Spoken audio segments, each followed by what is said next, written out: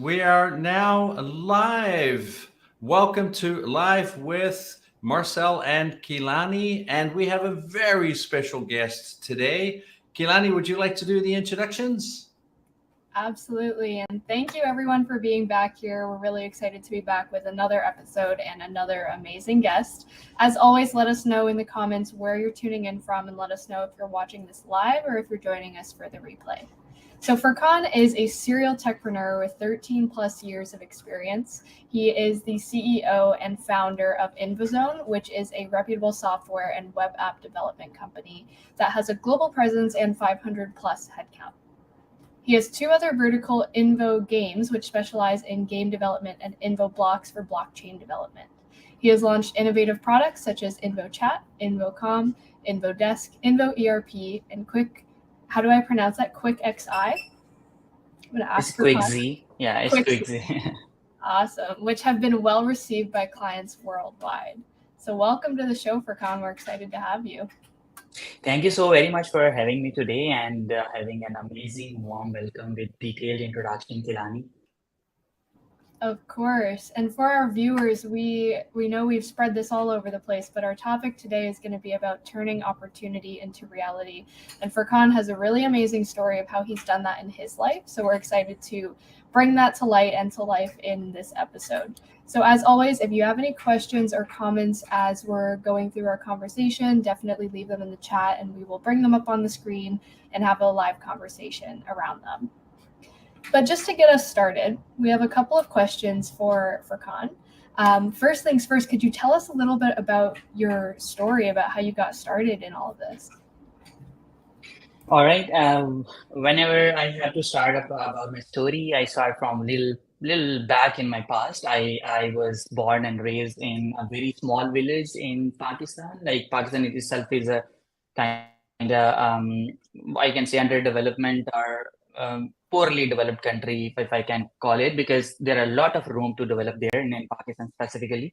So that side of the world, and not only Pakistan, but the least developed area of a small village. That's where I was born, and I was born in a family where financial capacity was not that big. We are like kind of seven siblings, and my father's job was not able to fulfill all those educational matters and all that all there are seven people and seven kids going to school or college, and their fees, their books, their uniforms, and other expenses. So this was very hard for my father to kind of manage all those expenses. So I by some means I was able to get some education to reach the university. So when I was going to touch the university for the Bachelor of Science in Computer Science, I was not having enough funds for my degree to sponsor. Luckily, I got scholarship from the university. Otherwise, I was not going to be present here today because I was not financially well. My family was not able to sponsor my degree. I was not able to go into the university in Pakistan. In the Southeast Asia or East Asia, the universities are crazily expensive, and it's hard to get into university. You cannot get any sort of discount or waiver on the cost. Luckily, there was a government scholarship that I was able to secure. Kind of 5,000 people appear for that scholarship, and I was able to secure that because of somehow I was under an impression when I got to know about that scholarship. I got to know that I felt that this is the only life savior for me. If I can kind of get onto the merit for this scholarship, I can go to the university. That's the only option, only way. So when you have that, there's a do or die, then that's the way you go forward. And I started struggling and hustling for that scholarship to kind of achieve, and eventually I was able to do that. So once I went to the university, though it was fully funded scholarship, but I was kind of still eager to start doing something quite quickly, quite easily. And the degree was, for 4 years. Right after 2 years of the degree, I started having a full-time job in the evening, and I was pursuing my degree in the morning hours, from morning till afternoon, and afternoon till midnight. I was trying to, have a full-time job in a local software company in Pakistan. That is exactly where I started kind of understanding that there are a lot of potential, a lot of opportunities around me, that there are a lot of things I can do in my life. And I started collecting a lot of notes for the time when I am going to be a point in my life where I can start exploring those opportunities. And in 2014, right after 4 years of starting my job, I was I started feeling that I'm ready to go into my first venture. I picked one of my friend as a partner, started my first venture. Right in 6 months, we failed miserably on the many grounds, and we were heartbroken. I went back to the job again into the industry. I started another venture in 2016, and with two partners this time, and fairly better situation, better grounds. But this time again, I was not able to achieve much. And in like 9 months or so, or 1 year, we were failed again, and we were facing a lot of problems, a lot of issues that we were not even kind of expecting at that first stage. So that was second failure. But after the second failure, I went and then started handling kind of CTO role or solution architect or technical project managers with a lot of startups from US remotely. So while I was sitting in Lahore in Pakistan, I was kind of connected or working for the people, for the startups from US, from Canada, from Europe. And that was the point when I was able to find the right opportunity to establish Invozone eventually in 2019, the end of 2019, the start of 2020. So in the start of 2020, I started Invozone, finally a third venture, solo, without any partner, without any investor, because this time I was picking the right pain point and I was able to make it a hit. And within 3 years, we were able to grow from 0 to 600 employees and kind of $1 million US per month revenue. That's where right now we are. Despite the fact in the last 6 months, the IT market is kind of very shaky. Silicon Valley Bank crash is there. The kind of blockchain market went down. Investors are holding their investments, and all startups are struggling with the investment, but still Invozone is thriving.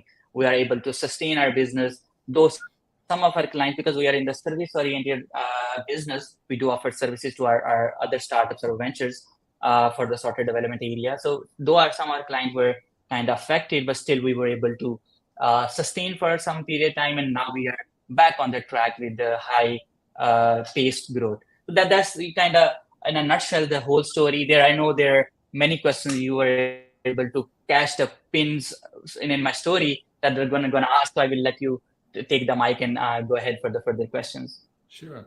I'd like to throw one in. That's actually not on the list, if you don't mind. It's so you mentioned, kind of how you went through a number of failures, right? That you went through. What does now after so many years, right, of having this experience with these multiple kind of startups and retrying again, what does failure mean to you today? Failure for me is kind of opportunity to learn. Again, we are talking about opportunities today. So it's just kind of, you do something and you find out that, okay, this method or this approach or this kind of pattern does not work. So when you, let's say, fall for 99 times and you are able to make it success for the 100th time, it means you find out that 99 ways are not worth spending time, or they are not kind of right way to go. And there's only one approach that you are able to make a hit. So other than these three ventures that I spoke about, I did two other things as well in my life that was failure as well, that were not related to IT industry, by the way. They were related to some other businesses like a restaurant or a fuel station or whatnot. So I kind of not mentioned those two ventures that I tried other than information technology industry. So, but those were also some sort of learning for me. Those were not failure I can call, but I was not able to call them success either, because there is a definition of success, and it varies for everyone, the definition of success. But for me, they were not success. But I was able to get some acquisition for both of those businesses and get myself out of rid of them, and was able to focus onto Invozone solely. So in my opinion, kind of failure is just equivalent to kind of lesson or something like that. Yeah. And if you and one final question, just as you're mentioning that, being the leader that you are today, right? How do you think you've grown as a leader because of the failures that you went through before starting Invozone? Well, I guess it's just not only the failure that turned you into a leader. It's multiple things. Like there are multiple things that really are required to become the leader. You need to be very observant. Observation is something that makes you learn from others' mistakes as well. This is not something you have to make the mistake to learn something. So you have to be observant. You have to educate yourself. So sometimes you don't really need to see the mistakes. You actually need to see what works for others. So you have to educate, you have to explore, you have to kind of read books, read journals, read newspapers, watch podcasts, watch some maybe movies, business related movies or whatnot, or series, and network with people, go attend some kind of conferences and see. So you need to actually kind of be very hungry about gaining the knowledge. And then that's exactly where you start pointing out, okay, what works, what does not. For X, it works because, okay, so sometimes we see that this pattern works for Kilani, but her situation is completely different, maybe. And if I apply the same scenario, same pattern, I may not be able to do the exact same execution because my situation is completely different. Some product is very much successful in, let's say, San Francisco, and that's not successful in Singapore because market is completely different. So market fit is also there. There are many things that you need to understand and learn to become a leader into the specific domain and specific industry. Again, you don't have to peep around into multiple things that I did, like restaurant or fueling station and then IT company. So I guess this is a diversion of focus. Sometimes people can make success out of it, but most of the time you cannot, because diversion of focus is a bad idea.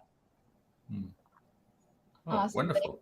Yeah, thank you so much for sharing your story. And I really love that you highlight your failures as part of your journey to success.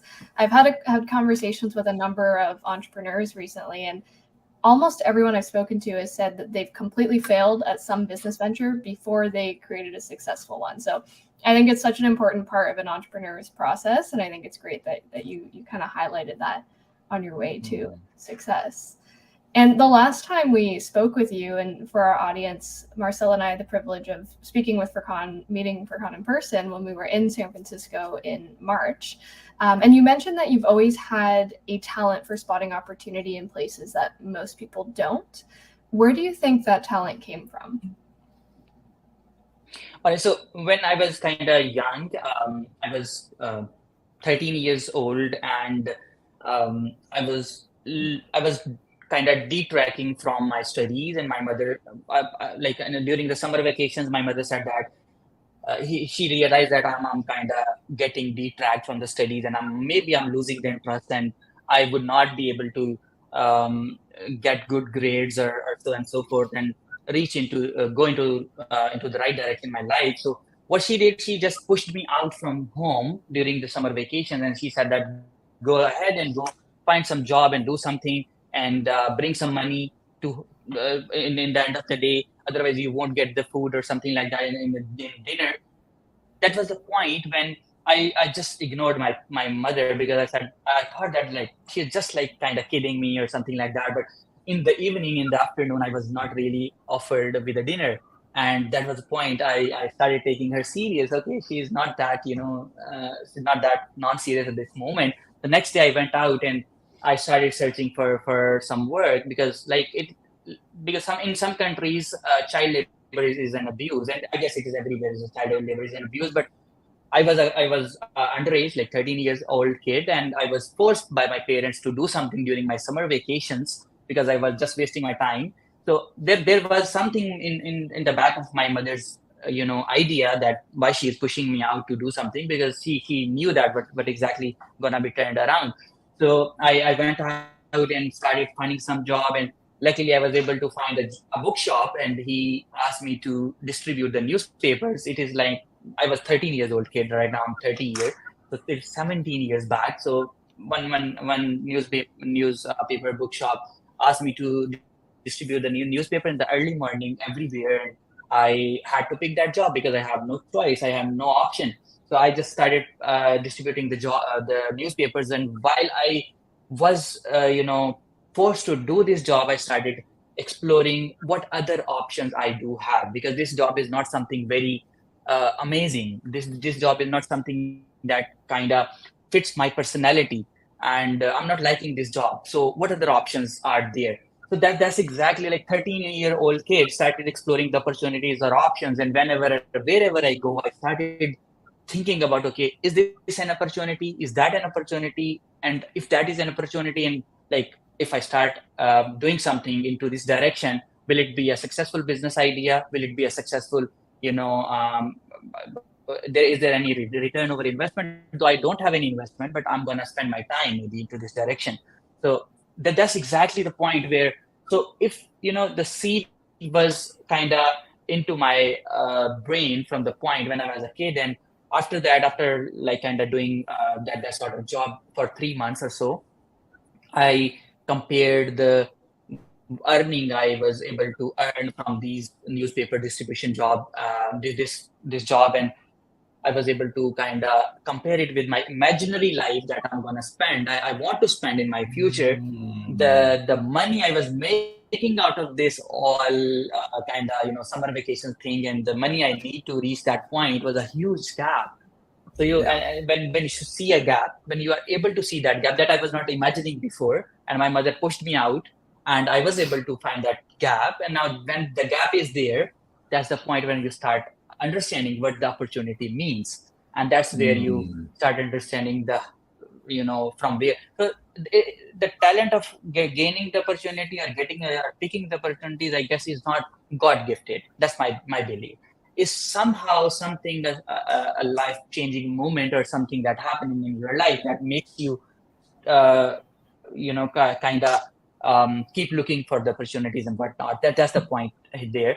And other than that, when I was kind of trying to find a job, I realized that many people like me, many kids like me, or many youngsters like me, or young people in my country, in my region, they want to do something in their life, but they really don't have options. They don't have a lot of options, a lot of jobs, a lot of stuff for themselves. That later turned into my own venture as well. So I started, a company to give the opportunities, to give the jobs, to give the, kind of bread and butter for those people who really want to do something, but they are not able to find the job. That's why, like I was aiming to give 500, 600 people job at least minimum initially, but that was my whole life goal. But that I'm able to fulfill within the 3 years, and now I'm planning to touch the 5,000 point later in like next 3, 4, 5 years probably.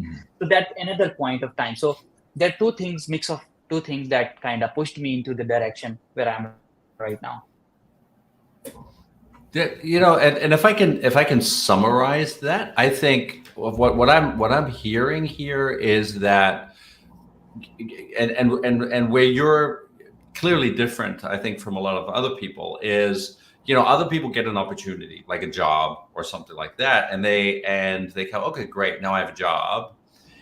They might look at wanting a better life, right? They might want to look at, hey, this is, I'd love the life of a, serial entrepreneur, or, a certain amount of wealth or something like that.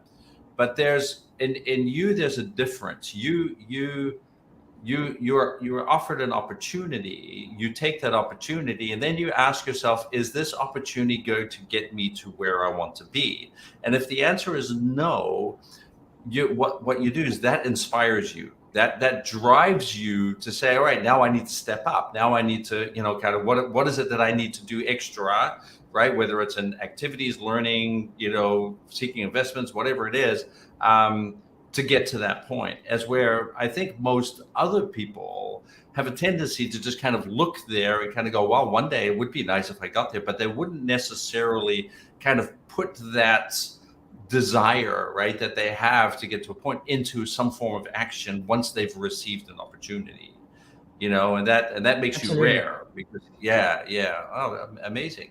Yeah. And if I can add, like, Yeah, go Go ahead. ahead. And secondary Yeah. thing was like I was looking at other people like me, and they really don't want to do something, and they don't really have many opportunities. So that was something that I wanted to fix as well. And there is another thing that later in point in time when I said that I started Invozone, and it was based on the right opportunity as well. Previously, the first venture and the second venture, they were not backed by the right opportunity. They were supposed to be there is an opportunity, but they were not the right opportunity.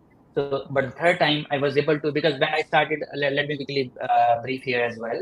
So when I started Mhm. working for US based startups as a CTO, as a C-level person, I realized that these startups are struggling with the right talent to hire from the Yeah. industry. So they were Yeah. like even today, if I ask some CTO, are you happy with your talent? Are you happy with the capacity of your talent? They would definitely say no. I really need more engineers who are really capable to do something this and that or blah blah blah. So that is Mhm. another opportunity. That was the final opportunity I was able to locate in my life. That was based off Invozone eventually. Yeah. That's amazing. Yeah. Kilani, what's the next question? Yeah, this kind of connects to something you said earlier, that being able to see opportunity isn't necessarily a God-given gift. And I think that that's such a great point, because we all have it in us to be able to see the opportunity that you've seen as well. And I'm curious, what signs do you pick up on or notice that kind of tells you, oh, there's opportunity here? All right. So the point is like I agree with you there that this is something everyone has the capacity, everyone has the ability to kind of look or observe things, but like transforming the observation into an opportunity or kind of identifying if it is an opportunity or not is something that everyone need to polish. So it is something Mhm. that comes with either you need to learn something, educate about something, or if you have a hunger to do something, only then you start seeing the opportunities. So Mm. even for example, would like to relate it with an example. If you are not hungry, maybe delicious food would not attract you that much. And if you are very hungry, a very average food may attract you very well, and it may sound very tasty to your taste buds as well. That's how the opportunity kind of relates to our life, that if you are hungry about something, if you really want to do something in your life, or you want to upgrade yourself or go to a point where you're imagining to go somewhere sometime in future, that's the only way you start looking at the opportunities, and they start making more sense. And sometimes you are settled in your life, if you are okay, if your things are running here and there in your life and you're okay kind of, so you may start missing those opportunities when they are really an opportunity as well. Mm. That's my belief. Yeah, and that's and thank you for sharing that, because I think you're highlighting a very important point, right? Is that in order for us to be able to see opportunity, we need to be able to see, and somehow along the line, starting at as a 13-year-old kid, you've developed this ability to observe the world in a certain way, right? Where Absolutely. you see gaps, right? Where other people don't see those gaps, and I mean, that's extremely unique. And most other people don't observe their world as a kind of a as an ocean of opportunities, right? Yeah. They often just observe the world, and there's a world they exist in, and they just go to work and they do. The amount of times that Kilani and I as coaches have conversations with people who say, I don't have any opportunities, right? And here you are, 13-year-old kid in Pakistan delivering newspapers, who sees opportunity everywhere.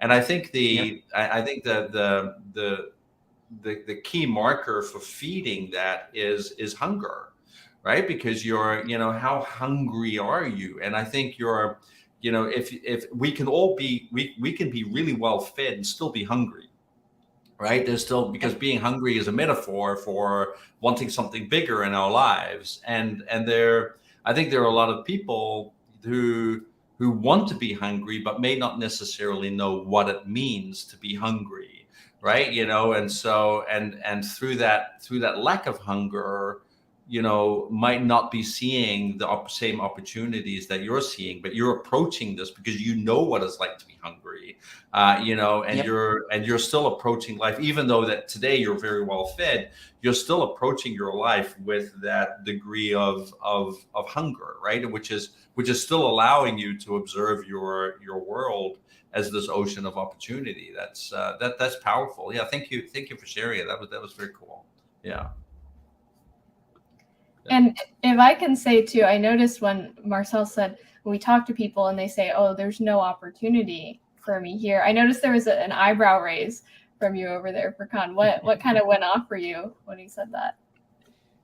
Well, I was able to relate with many people I used to meet, and they complaining kind of same, because I was kind of relate that with my experiences happening here and there. And when I'm clearly seeing something, some opportunity and some place to opportunity is not something doing new. It's sometimes opportunity to improve, opportunity to optimize the existing business model, or existing system, or existing, maybe I don't know, whatever you are doing. So optimization is another opportunity that you can, cutting down the cost, increasing the revenue, or increasing the profits, or making the things easier for you, automating the businesses, sparing more time from there are many things that can be called as an opportunity. So whenever I meet people, they not necessarily need to start a new business. They sometimes need to optimize their existing business. They really feel like, oh, I guess I don't find a way to offload a workload from my head because I am too expensive into this thing or this responsibility and whatnot. But they're not really seeing the opportunities to optimize their business at all. So, or optimize something. So opportunity is something that maybe you need to know the meaning of opportunity itself. Need to, as Marcel said, you need to know the meaning of hunger or greed or whatnot. So otherwise, you definitely not going to relate it. Unknowns would stay unknowns for you all for forever.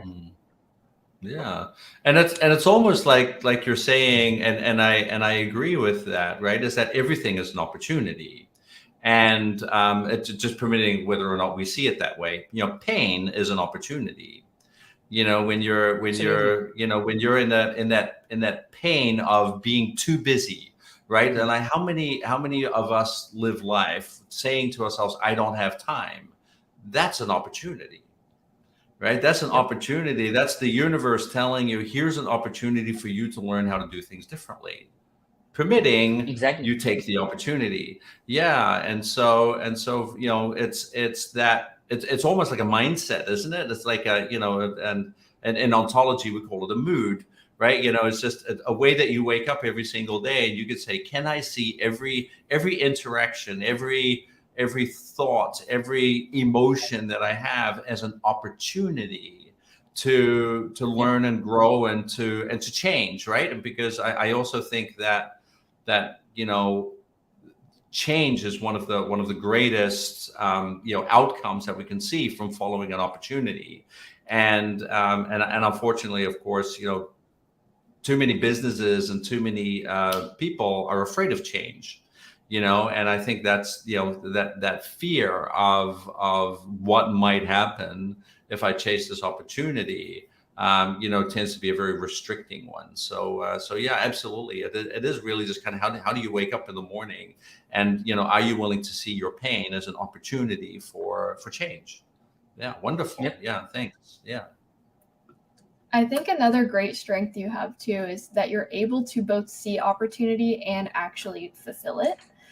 Hence the name of this live stream, which is something that very few people are actually able to accomplish. How are you able to do both?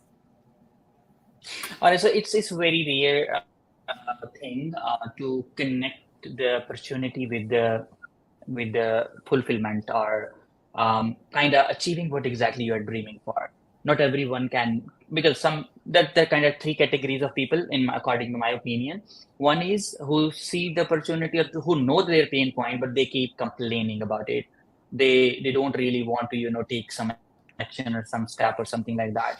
That's just one category.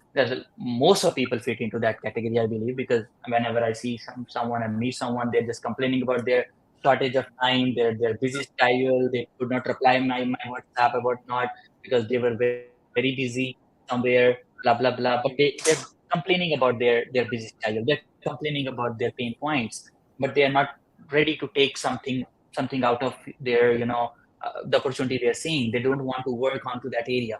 And the component is they're not even aware of their pain points.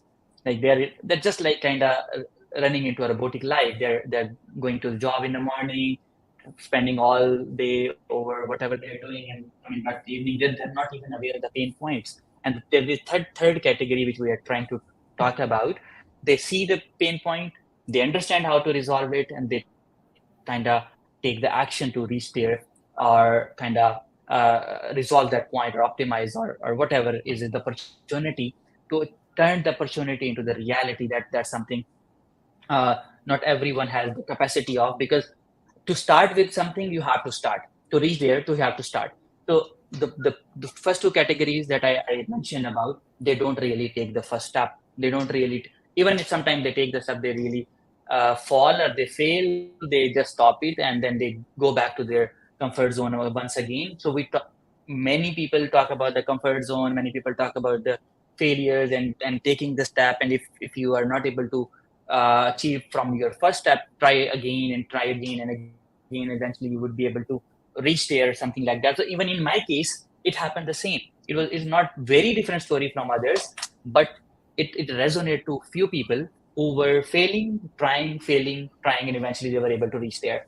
That's something, the courage. That's something, the belief that, do you think that okay, no problem. I did it first time. I did a lot of mistakes. Second time, I did mistakes, but the kind of frequency or the strength of the mistakes were relatively smaller than the previous experience. And the third time I would again do the mistakes, but this time would be making much smaller mistakes as compared to the second time or the first time.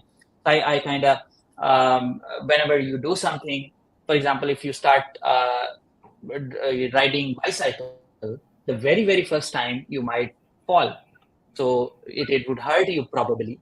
And the second time you maybe would do a better job, but still with the shaky hands and whatnot. And the third time you would be much better. And slowly, one day you might be doing one wheeling or something like that with the same bicycle, because eventually it made you aware that what works, what does not work, and eventually you are able to ride the same bicycle in a very perfect way. So for me, how did it work is exactly like failing and trying, trial and error, trial and retry, and something like that. That pattern worked for me very well.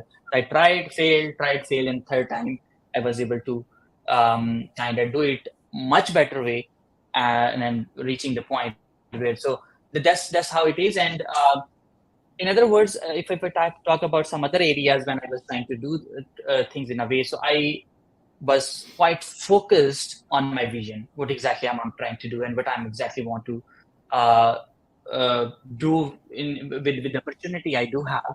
And also at the same time, I was kind of keeping all the realities in my mind as well. So without sometimes the opportunity is there, but we don't really evaluate the realities or ground scenarios or ground situations, which really kind of disconnect our opportunity. Or just as I said earlier, that a market is not ready for something. The ground reality is that you cannot deploy that product, or cannot introduce that product into that market specifically, because market is not ready.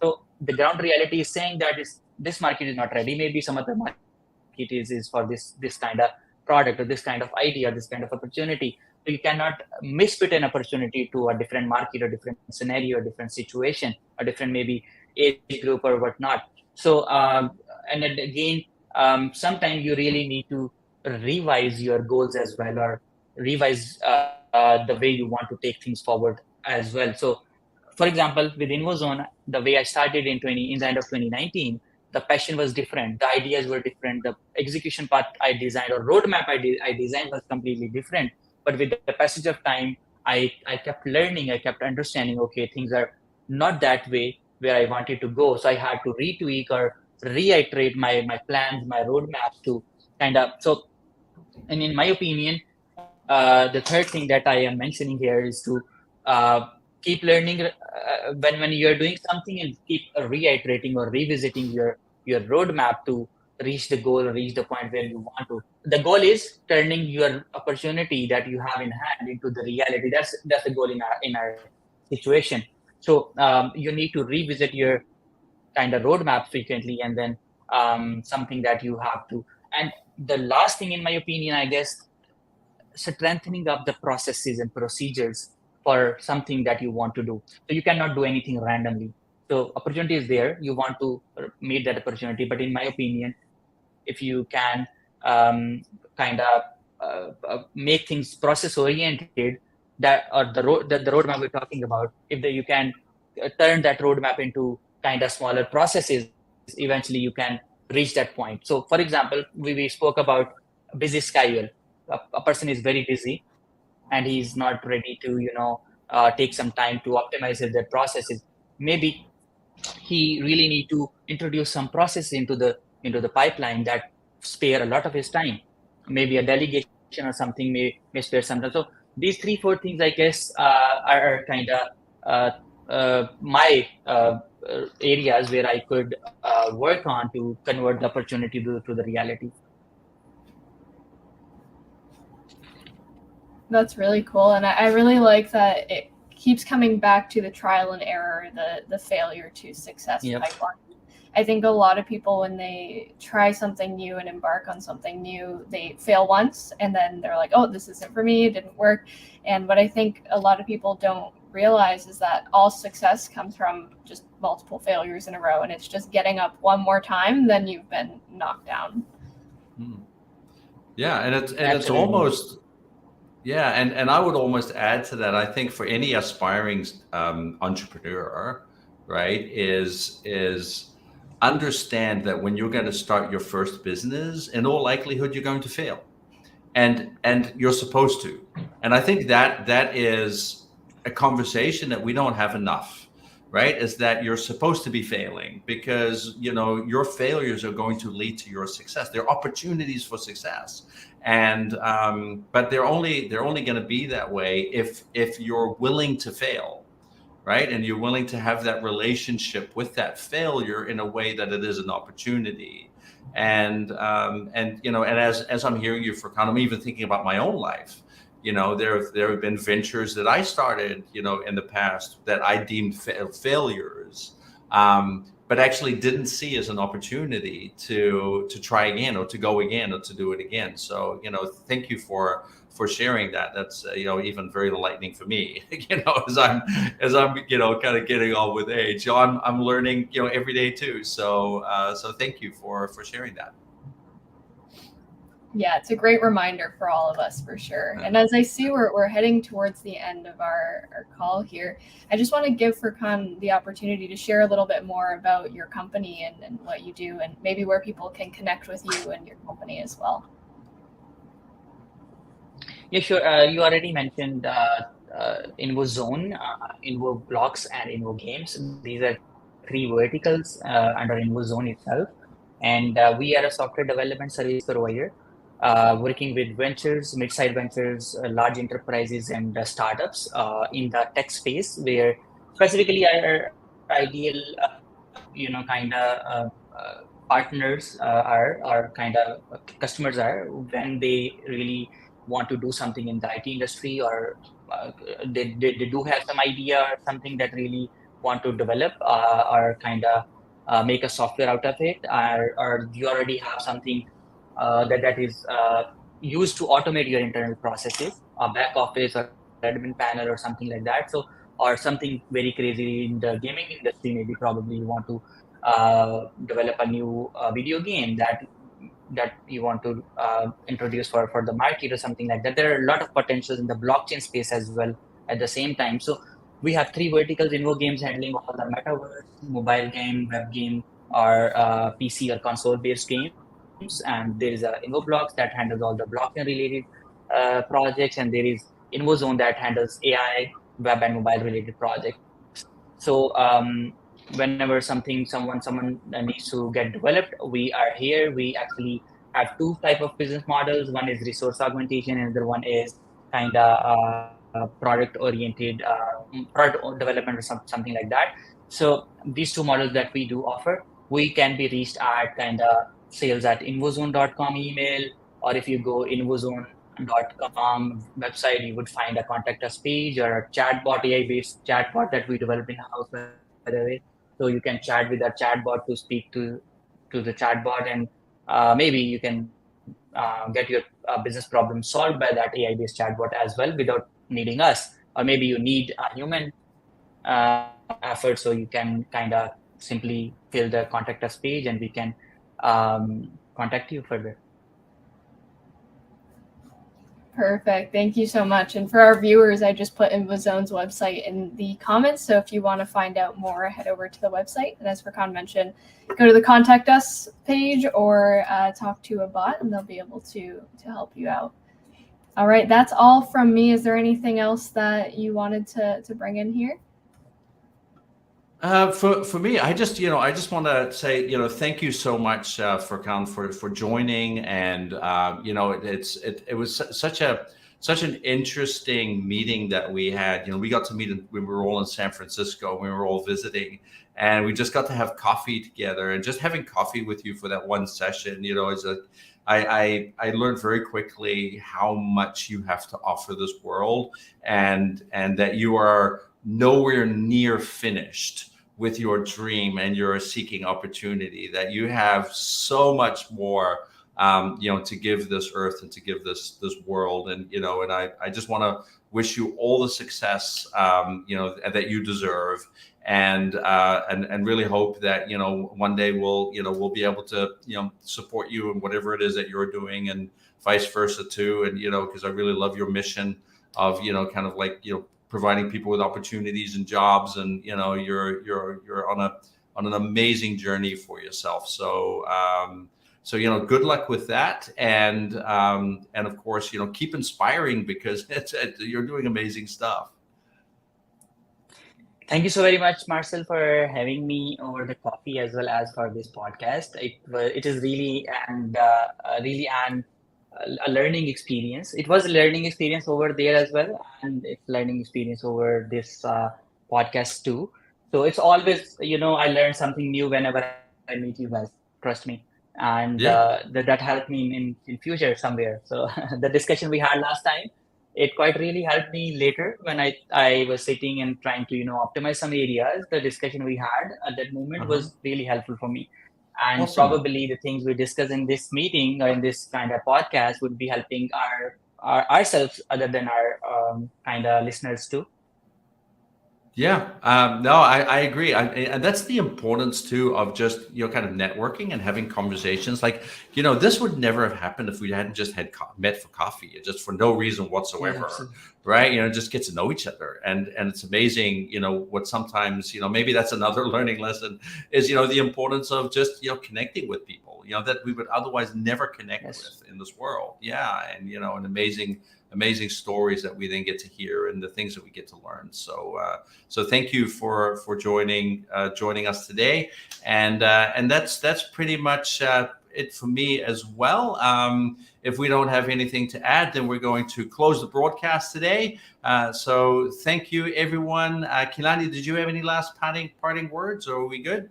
No, I just wanted to say thank you as well. This was a really great conversation, and I love that this was very focused as well on inspiring our audience and helping everyone else who may be either on a similar journey or just know that there's something more out there for them that they want to pursue or find. I think it's really cool to be able to share this message and to reiterate especially the failure to success story, because I know that's a conversation I have with a lot of my coaching clients. So it's great that that's broadcast out there, and thank you for taking the time to share about you and your experience. Awesome. Thank you so very much. Likewise, it was amazing experience with you guys once again. Yeah, awesome. Well, thank you so much. Thank you also to the audience. We had a lot of people coming in with comments. Thank you for those comments. And of course, if you have any other questions or anything like that, you can either always go to just the broadcast, either on LinkedIn, on YouTube, on Facebook, and just make a comment. We will receive those comments, and we of course we'll pass them on to Furqan if there's a question for him. And stay in touch, and we will always try to help anybody out. And of course, if you also have anyone that you would like to see as a guest, or have any ideas yourself, or a life story that you would like to share and you would like us to celebrate with you, feel free to let us know, and we can always have a conversation about that too. Well, thank you everybody for joining, and we will see you in the next broadcast next week. See you. Bye-bye, everybody. Bye.